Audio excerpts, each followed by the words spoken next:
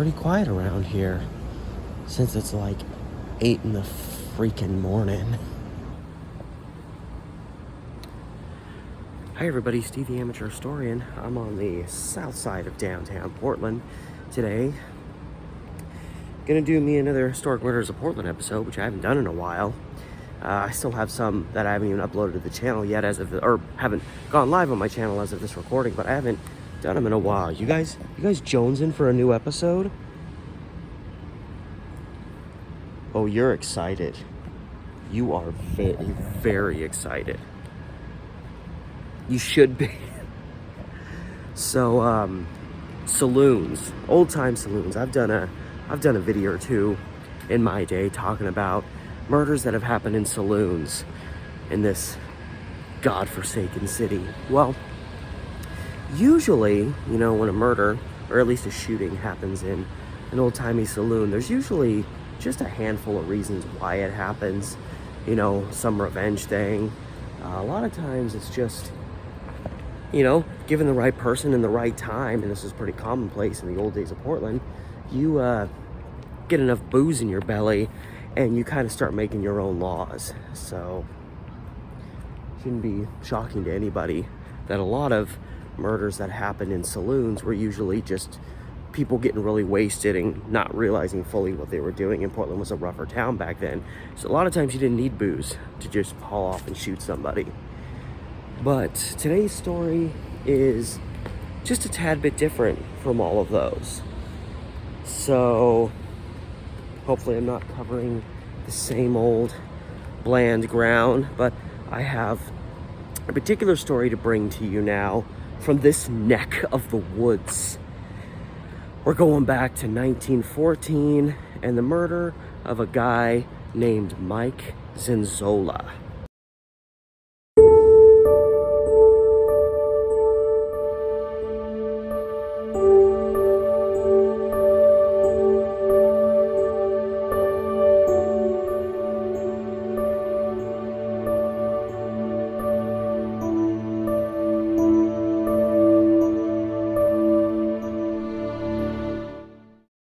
It is so freakishly quiet in the city right now. It's almost hard to believe with all the chaos that's usually going on. But the area I'm heading into now, and I'm just a couple blocks from where our case takes place, this was an area that this is a lot of Portland's earlier Italian immigrants lived. And I mention that because some of the names in the story I'm going to bring to you are Italian. So it kind of makes sense that there would be people of Italian ancestry hanging out in a saloon in this area. In fact, right here, this is like the Oregonian building here. I believe it was on the northeast corner, which would be right across the street over there, was a place, I think it was called the Sunnyside Saloon, which is run by an Italian gentleman named Joe Guglielmo, who got shanked to death by some crazed customer on Christmas Day back in 1902.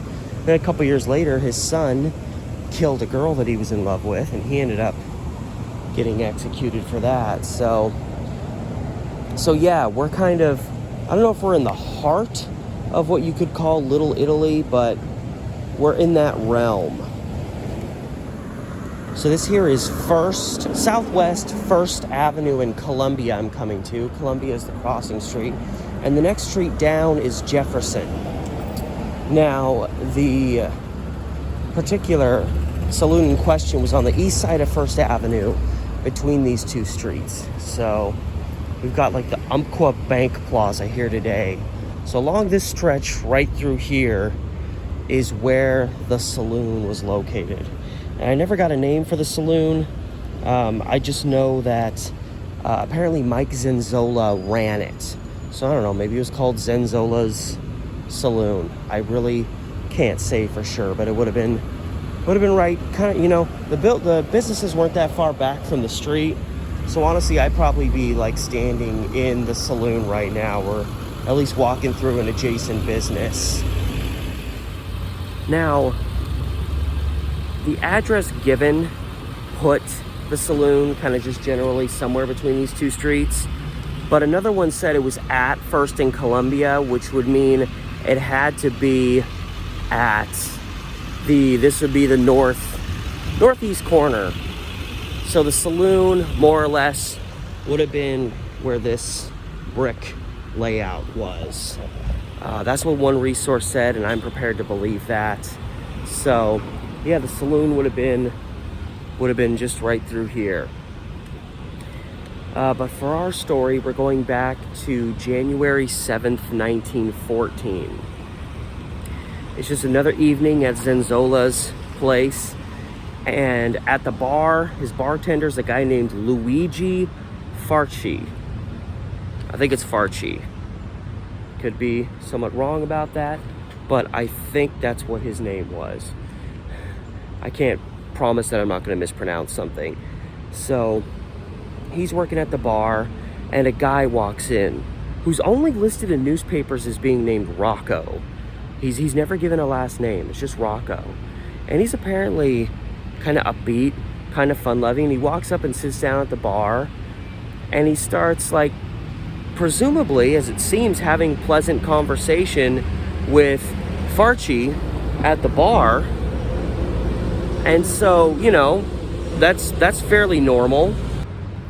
And the one kind of issue, the one thing kind of distinguishing between Rocco, who's pretty upbeat, and, you know, a lot of people that lived in this area, you know, they bounced around town and they drink and they go one bar to another, drink a little bit. So a lot of times if someone was stumbling into your bar, they were already fairly drunk.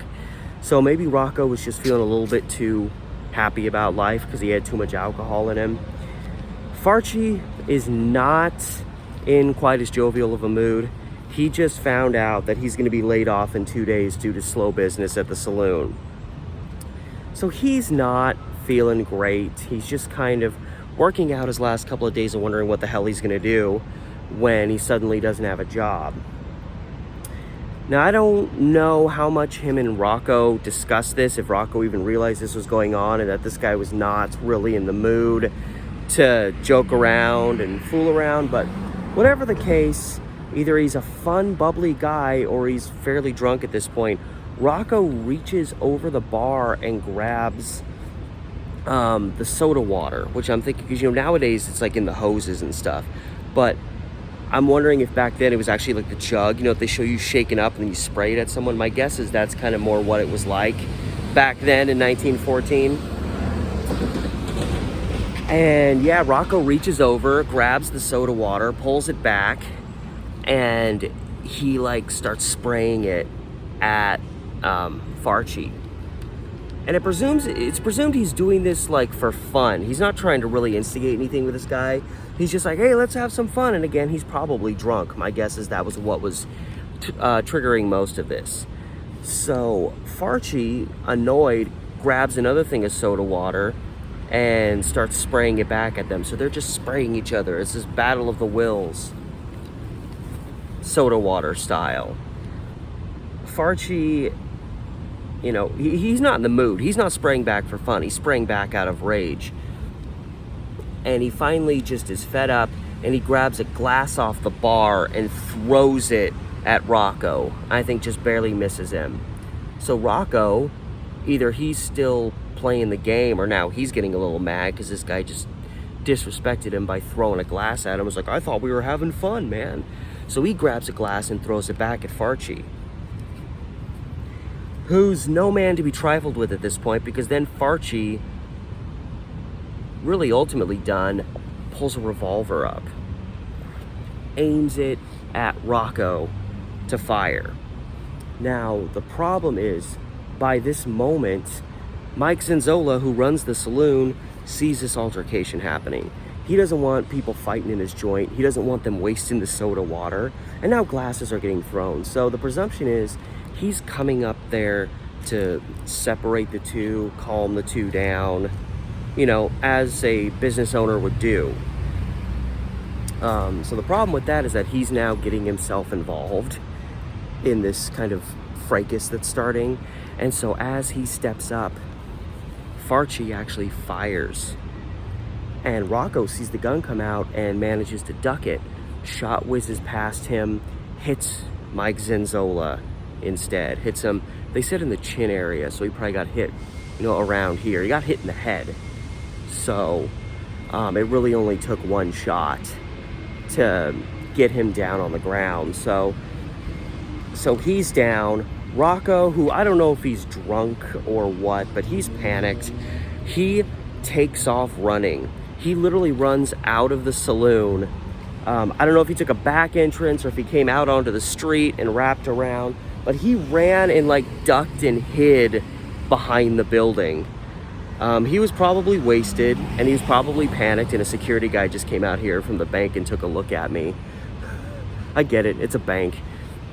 Yeah, so Rocco takes off and runs and hides somewhere.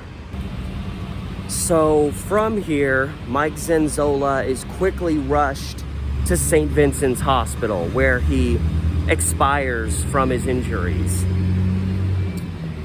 And this actually created a lot of confrontation. I mean, you've got two people of Italian ancestry, and a lot of people in Portland from Italy, they were, potentially like first or second generation Americans, or Portlanders in this case.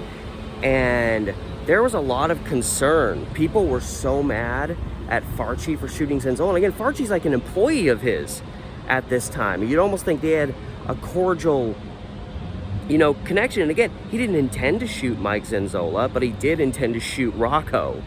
So you can't really say like, you can say it's an accident, but you can't really say like this guy didn't do anything wrong.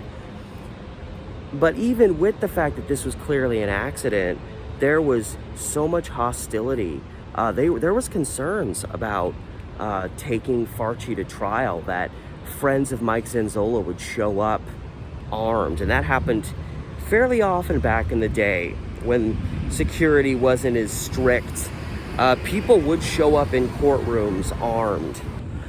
And there were even letters coming in to Portland from Italy, like friends, colleagues, maybe even family connected to Mike Zenzola were sending letters back to the city here, and even they were like asking from afar for retribution in this matter. It's astonishing no shots were fired when Luigi Farchi went on trial.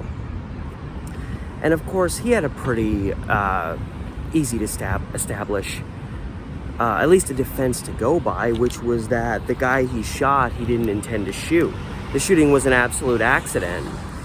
He even made the argument, and I don't know if this is true or just him trying to pass the blame, but Farchi claimed that another man in the bar, who was also, I presume, trying to come to help and stop things, had actually like kind of jumped on him when he pulled his gun out to try to get him to not fire it, and in doing so he like hit him as he shot, so his aim turned, and that's why he hit Mike Zenzola instead.